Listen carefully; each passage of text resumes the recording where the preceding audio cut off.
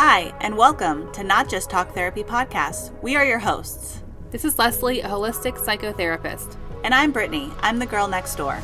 Talk therapy is great, but we believe it's not enough. We examine the body, mind, and soul and challenge you to think differently, see things in a holistic way to approach and resolve life's challenges. Join us for a fun and meaningful conversation and learn tips and insights on how to approach life's complex issues. We are so excited for you to tune in. Hi everyone, welcome to episode 9 with Leslie and Britany. Hey! Today we're talking about fears, specifically the fear of rejection and the fear of failure. So let me ask you, do you fear failure?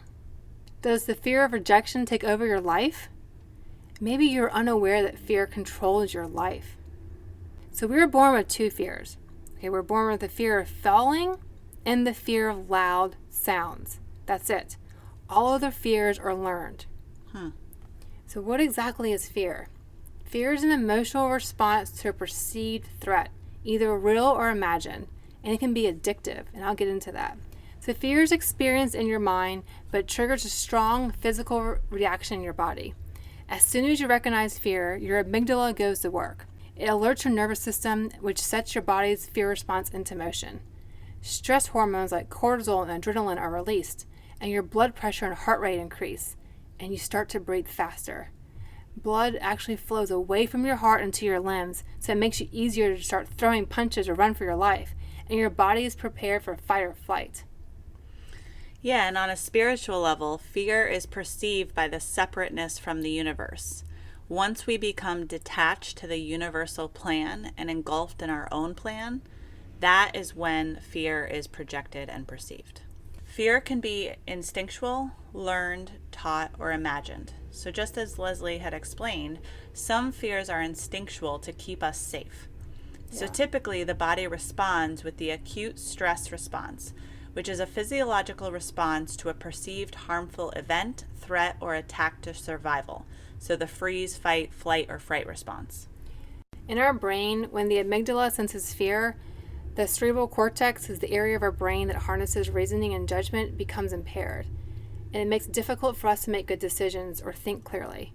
And as a result, you may become irrational or unable to determine what's a real threat or not a real threat.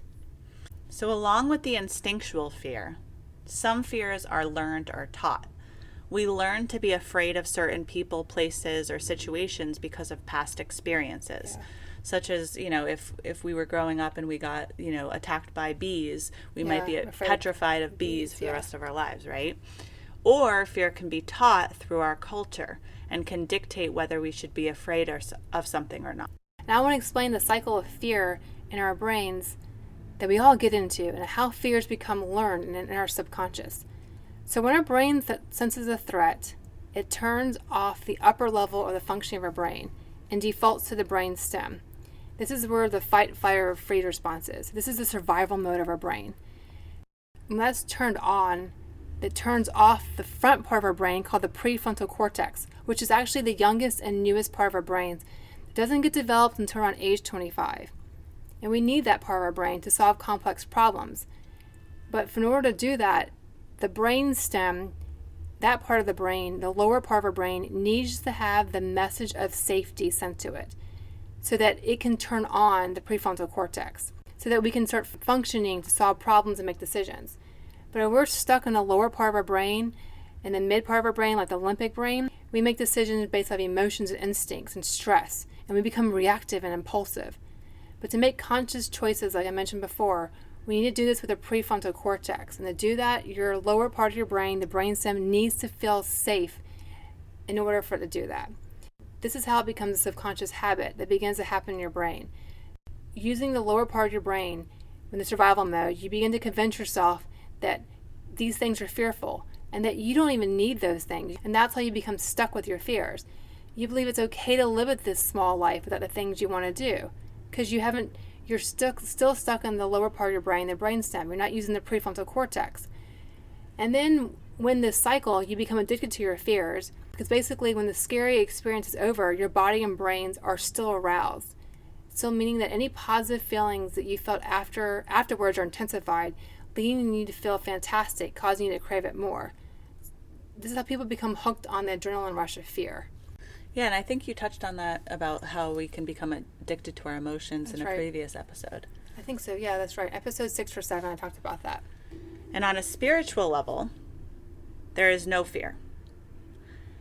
That may seem like a really idea, but there really is no fear. That's amazing. I know. A life without fear, right? So as humans, we create fear in our mind. But really, all aspects of fear are untrue. And when you look at it from this perspective, all fears are untrue because they don't exist. They don't exist at the creative level, and therefore they don't exist at all. So some people call it the universe or the spirit or God or perfect love. And in the Course of Miracles, it explains it like this. Perfect love casts out fear. If fear exists, then there is not perfect love. But only perfect love exists. If there is fear, it produces a state that does not exist. And if you believe in this, you will become free. This faith is the gift of the universe. So let's dive into the fears you may be facing today. So there's a fear of rejection, like I mentioned before. We also have the fear of regret. We have the fear of ruin. We have the fear of responsibility. We have the fear of failure and the fear of death. Today we're going to focus on the fear of rejection and the fear of failure, because I can definitely feel that a lot of us here, I know Britany and I, and a lot of you listeners, we all feel the fear of rejection and failure at some point of our lives. And to give examples, the fear of rejection, I was listening to a podcast, the Harvard Business Review podcast, and in regards to what's happening in the world today and all these changes happening in the work world, as to with COVID, we're all working remotely now.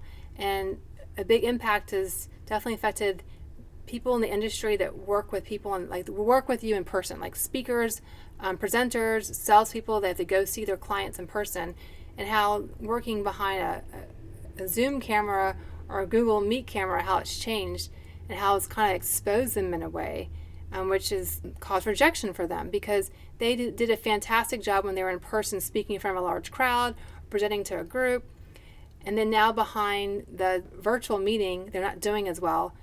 I guess what's being exposed is the lack of substance, is the rapport isn't there, the expertise is not as there. It's just, and that's super important. They need the substance, and they're not doing that. The genuine energy of someone. Yeah, genuine energy to lock them in for the sales pitch or whatever it might be. So these people are now starting to not excel in their jobs as they used to, and they're having to adjust. But it's been a big realization and rejection. This whole industry now is having to adapt to that too, but they're being rejected. And also in rejection, I would say that's something that we all can relate to, is social media. It's crazy. There's so much rejection. I mean, you get rejected every single day on social media if you think about it. If you're active on social media, like posting something, likes and follows, it's all doing rejection. On top of the fear of rejection, there's also fear of failure. And I'm going to talk about a story that is the opposite of that, where somebody, persevered in the face of failure and didn't allow their fear to hold them back. And this story is about Michael Jordan being fearless in the presence of failure. Michael Jordan was considered by many the greatest basketball player of all time. We all know Michael Jordan, right? And he was devastated when he was cut from his high school varsity basketball team's sophomore year. And this really challenged him to work harder and persevere. And he didn't allow that rejection or the failure to hold him back. He didn't allow that fear to hold him back. He moved past that fear. And he has a quote which we posted on our Instagram, and it says, "I have missed more than 9,000 shots in my career. I have lost almost 300 games. On 26 occasions, I have been entrusted to take the game-winning shot, and I missed. I have failed over and over and over again in my life, and that is why I succeed." And that is such an inspiring story. I encourage all of you to watch The Last Dance. I think it's on Netflix now too. That's the Michael Jordan story, which is awesome. I mean, it's amazing. He just kept on pushing through. But that's a good example of Britany's sharing, is he didn't allow the fear of failure to stop him in life. All of us have all these fears, right? We mentioned the fear of rejection, the fear of ruin, the fear of failure. And we get stuck in this fear cycle, as I mentioned before, because it becomes subconscious in our brain. And then we lack this courage to take the next step because we become comfortable. And I mentioned before, we have these beliefs. We think we don't deserve that. We just deserve to not have whatever it is that you want. And that's a limiting belief. And the older we get, we become more and more comfortable in these like small little worlds of not moving forward in life. You're afraid to move forward because you've been burdened in the past. Something must have happened to you. So I'm going to ask you now, if you have a fear of rejection or a fear of failure, why haven't you taken the next step? What's holding you back? So just think about that for a moment. Whatever it is, I want you to think about a fear you have. Either it's a fear of rejection, fear of failure. What's holding you back? Like why haven't you taken the next step? Powerful tool that I definitely use on myself and with clients is I ask them, what's the worst that can happen?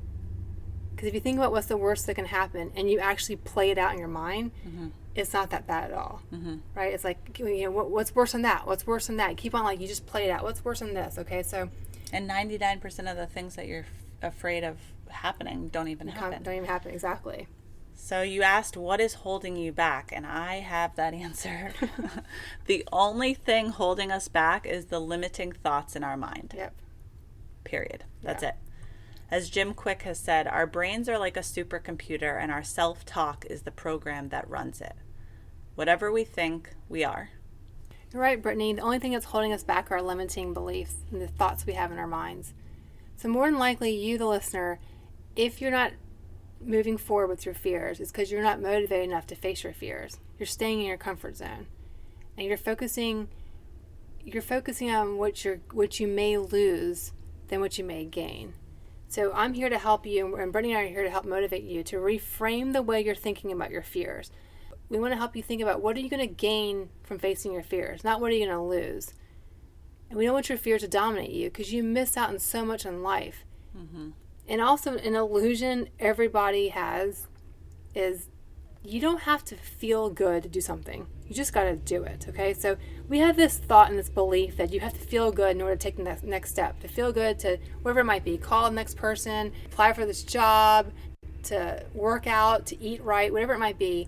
That's an illusion. You don't need to feel good to take the next step. You just have to do it. And when you train your mind to do it anyways, no matter what, whether it feels good or bad, you have an edge over others. So that's the key. I want to help you to train and rewire your brain just to do something no matter how you feel, and for you to focus on what you're going to gain rather than what you're going to lose, and to give you an edge over others. That's so powerful to know that and think that. So I've trained my brain. I've helped my clients to train their brains to use their prefrontal cortex, going back to what I mentioned before, and it's to help you to see things more clearly, to see what they're missing out on, and to make rational decisions to move forward. And facing fears is super courageous, and it builds you into a stronger person.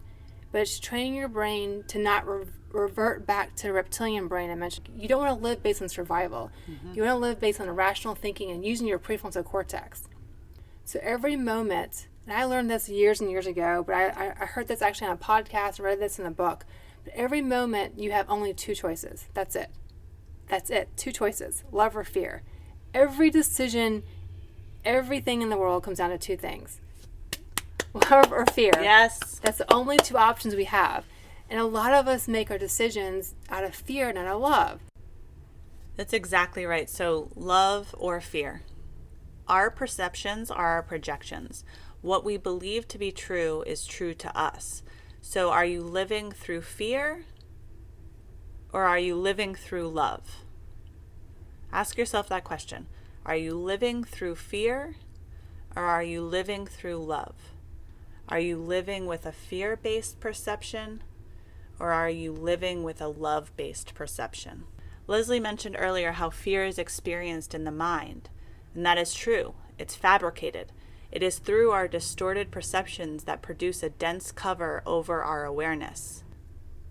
In the Course of Miracle, it states, fear is a sign of strain that arises whenever what we want conflicts with what we do. Only your mind can produce fear, as we've already mentioned. It does so whenever it is conflicted in what it wants, producing an inevitable strain because wanting and doing are disconnected. This can only be corrected by accepting a unified goal. Now listen up. This is the unified goal. You must release your expectations of a certain outcome or plan, and instead you must trust in the universal plan. You must surrender to the outcome that produces the greatest and highest good for all, not just for yourself. To think we have control is a limited belief. The truth is that we are only responsible for what we think, because at this level we can exercise choice. What we do comes from what we think. Whenever you are afraid, it is a sign that you have allowed your mind to miscreate and become unaligned with the universal plan. But when we surrender to the plan of the universe, we will receive everything we need. Yes, I love this. And this aligns with the tips I share with clients to practice acceptance and willingness, which is surrendering to the unknown, allowing what is to be. I know this is hard to naturally do for a lot of us, but it's important. Surrender, accept, and have the willingness to do so. Exactly. When we surrender and trust that everything is happening for a reason, even when our mind tries to tell us otherwise, we will begin to feel at peace. Surrender and trust that everything is happening for you. Surrendering to your inner light or intuition will give you the courage and strength to take the next step. The more you nurture this behavior, the more you will feel optimistically guided by the universe. The world often makes us forget who we are and what we're capable of. The world trains us to hold on to this negativity, to the worry, to the fear. And this can really cripple us if we're not careful. We must reconnect with the light within us. We were all created to create good, the beautiful, and the sacred. We must not forget this. When we surrender and trust that everything is happening for a reason, even when our mind tries to tell us otherwise, we begin to feel at peace. Surrendering and trusting that everything is happening for us. Surrendering to our inner light and our intuition to give us the courage and strength to take that next step. The more you nurture this behavior, the more you will feel optimistically guided. The world often makes us forget who we are and what we're capable of. The world trains us to hold on to this negativity, to the worry, to the fear. This can cripple us if we're not careful. We must reconnect with the light within us. We were all created to create good, the beautiful, and the sacred. We must never forget this. This is a more spiritual look on how to take charge of your fear.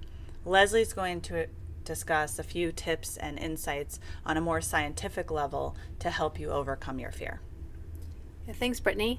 So we're going to share today, we're going to do a visualization trick that I do with all my clients to help you. This hopefully will help you to overcome some fears that you may be going through. And this trick basically is, I want you to sit there and visualize yourself in the future. So visualize what is it you want. So think of the fear that you have, whether it be the fear of talking to someone you want to talk to, whether it be the fear of the job you want to apply for, whether it be a fear of doing something like an activity. Think of the fear that you have right now and visualize yourself actually doing it. So you're there, okay? So whatever it might be. I want you to think of the colors, the smells, the sounds. Put yourself in that event, whatever it might be, and see yourself with the courage. You have the courage, you're standing there with the courage, and you have faced your fear. And another thing to add to that is visualize how you want to feel. How you want to feel in that moment when you're facing your fear of doing that thing you want to be doing. You have to come from an elevated state of energy in order to receive abundance. You can't come from a place of fear and expect the outcome that you want. We'll talk about this in the future, but when you actually feel these emotions, it changes a lot of states in your bodies, and we can get all to neurochemistry in that, but it's a really powerful way to help you move forward in life. You can't come from a place of lacking. You have to come from a place of abundance when you're asking the universe to provide. So that's one trick, is the visualization technique. And along with that, while you are visualizing yourself, overcoming this fear, I want you to practice also the deep breathing technique. I talk about this in episode 7, but it's a really easy trick you can do is you take 2 deep inhales from your nose and 1 deep exhale out your mouth. But do the deep breathing while you're visualizing this, because this helps to balance out your nervous system in your body, which ties to your emotions.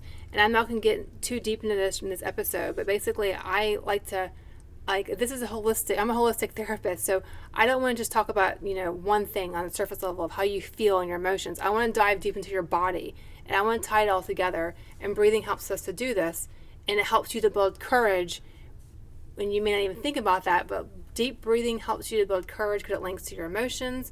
It helps you to gain strength and confidence in yourself. One other good tip is, like I mentioned, first is visualization. The second tip is keeping a journal or diary.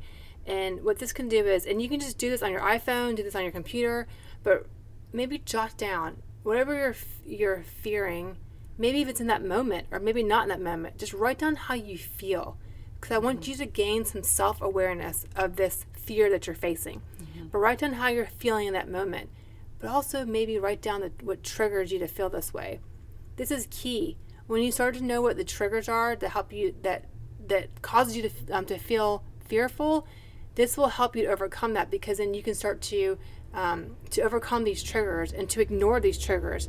And this is another trick that I work with my clients too, is to ignore these triggers. But just, yes, consider, write it down, write a note on your email, write a note to yourself through your notes or through your iPhone. Just make a little journal and track down what you're fearing. And you may start to see a pattern with this. This people do, I noticed, is because people are so unaware of this because it's in their subconscious. But they start writing patterns. And I had this client actually do this, and she was writing these patterns down, and it took her, she knows, over 2 months period, she was feeling this fear of failure that she didn't recognize she had, and she had it like 40 times. She marked it down, and it was all linked to the fear of failure, but she didn't even know she was feeling that. It was causing her all this anxiety. But 40 times in the period of like 2 months there too, she had this. That's a lot to sit there and feel that too. But now she has the awareness of it. That's the biggest thing. I mean, becoming self-aware. Self-awareness is really the first step to every type of personal, growth and change, is just becoming aware of those patterns. So that's a great tip, and obviously journaling. One other tip is, if you feel like you can't step out of fear within your mind, if you just feel so fearful that you just can't try to break through that barrier, you can try to trick your mind into thinking it is choosing fear. And this is a tip Tony Robbins gives. When you use the fear of missing out on what is the other side. So if you use the fear of, man, I really am so fearful of not getting that job, or I'm so fearful of whatever you want. If you use the fear of missing out on what is on the other side of the fear holding you back. So the fear of you missing out on something good versus the fear that is holding you back from getting the outcome of the good. Does that make sense? Yeah, makes sense. Yeah. So what Britany means is for you to fear not experiencing it more than the fear itself. That's what basically she's saying too, right? So that requires, like in Chelsea mentioned, that requires a lot of self-awareness and practice. And sometimes guidance from a friend or a therapist. Like I work a lot with this with clients. She's reframing it. She's telling you need to reframe it. So you think, going back to your fear of rejection and the fear of failure, like we talked about. If you fear rejection, I want you to know that rejection is a myth. And reframe that in your head. Rejection is a myth. So every time someone says no to you, tell yourself it is. It's a one step closer to a yes. So every time you hear no, it's one step closer to the yes. You're getting closer to the yes every single time. So you take that rejection as fine. It's getting me one step closer to where I want to go, my goal. And just because you're getting a no doesn't mean you're wrong. So rejection doesn't mean wrong, okay? So I want you to reframe that. Rejection does not mean no, and rejection doesn't mean wrong. So if you reframe this, it's helping you to, like what she said the trick is, it's helping you to see that fear is not really fearful. It's actually helping you to guide you into the right place. And like what Brittany's mentioning, we talk about the spirits and the universe, is the universe is actually guiding you to where you need to be. And if you see it and frame it that way, you'll have more courage, and you'll see it like you're not scared of it anymore. Mm-hmm. And you tell yourself, there is no wrong. There is no rejection. Like if you don't get the job, you don't get the date, you don't get, whatever you're wanting, that's because it wasn't supposed to happen. So Exactly, if you look yeah. at it as like, oh, thank you so much for guiding me or redirecting me, Yeah. instead of what if I don't get that, because it's all part of a greater plan. Yeah, exactly, too. Yeah. And then the biggest thing, surrender, surrender, surrender, surrender. It's all When meant we to be. try to control or manipulate our outcomes, our energy becomes panicky and distressed. And this is a low energy vibration that simply doesn't match the high loving vibration of the universe. We attract what we are. And in the book Super Attractor, it explains feeling bad is often a decision we make. We put the outcome before the feeling. We think things like, well, I'll feel good when I get a clean bill of health, or I'll feel good when I have the money in the bank. When we do this, we're putting the outcome before the feeling. We have it all twisted. We think that we must live in fear in order to get something we want, which will then allow us to feel good. But the truth is that once you feel good, you start to easily attract what you desire. When we make feeling good our priority, everything else can flow. Where we put our attention, our energy flows. So going back to where, lacking versus abundance, when we come from a place of abundance and feeling good, then everything will start to work. Our perceptions are our projections. What we believe to be true is true to us. So I'm going to ask you again. Are you living through fear, or are you living through love? Are you living with a fear-based perception, or are you living with a love-based perception? And another way to put it is what she's saying is every decision you make in life, and when you consider it, is it coming from a place is it coming from a place of fear? Is it coming from a place of love? And I know that you may be able to understand us in some extent. I know that could be hard to actually understand on some level to some people as well too. But if you just sit there and think about it, it goes back to self-awareness. When you think about it, if it's coming from a place of fear, it's coming from your survival, trying to protect yourself because of the threat. So you're going to most than likely say no. It's going to be a negative decision. But if it's coming from a place of love, it's not coming from the fear-based survival. It's actually coming from your prefrontal cortex. It's coming from your heart. And it'll be a decision moving forward in life too. So maybe see it that way too. See it as like, is this something that you're trying to protect yourself and limit your world? Or are you opening yourself up? I guess I like to reframe it that way. Because when I tell people, this is love or fear, a lot of my friends or people I talk to, it just basically looks like it just goes over their head. Like, what are you talking about? Right? They don't understand that too. Yeah, more on a spiritual level. It's either in alignment with the universe or unaligned. Yeah.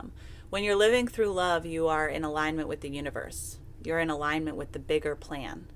We are aligned with the outcome that produces the greatest and highest good for all.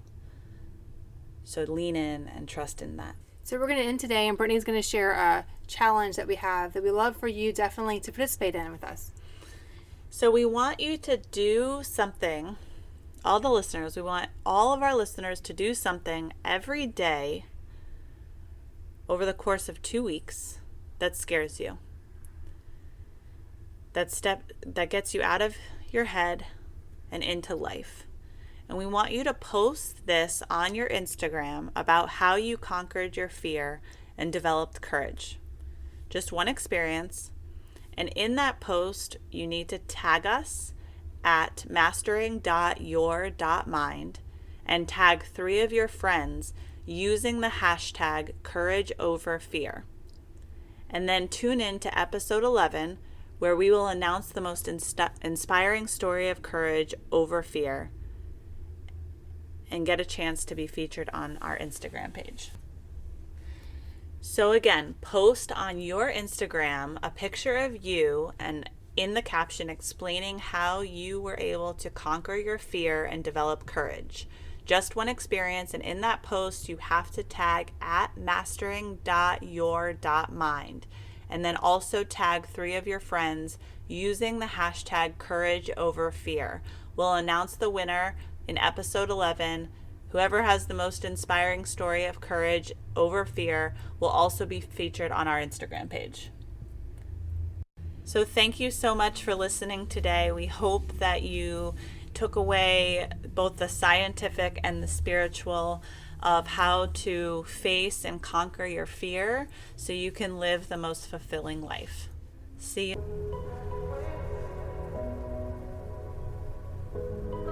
Thank you for listening to today's show. If you love what you heard, please subscribe, write us a 5-star review on iTunes, and follow us on Instagram at mastering.your.mind. You can find more information from the show on our show notes on our website, notjusttalktherapypodcast.com, all spelled out. And if you're interested in working with us one-on-one, our contact info is also on our website. Thank you again, and see you on next week's episode.